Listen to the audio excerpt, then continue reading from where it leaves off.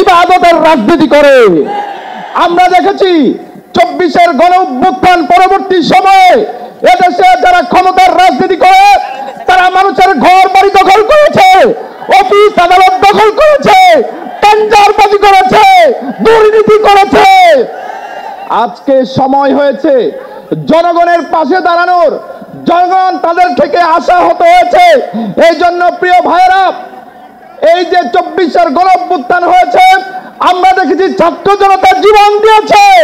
আগামী দিনে বাংলাদেশের ছাত্র জনতা আবারও জীবন দিবে, রক্ত দেবে, আগামী সংসদকে কোরআনের সংসদে পরিণত করবে।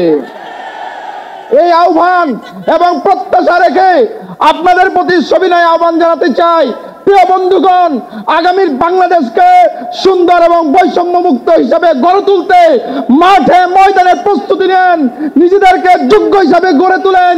এই আহ্বান জানিয়ে, এই প্রত্যাশা জানিয়ে আমি আমার সংক্ষিপ্ত বক্তব্য শেষ করছি। আল্লাহ হাফেজ।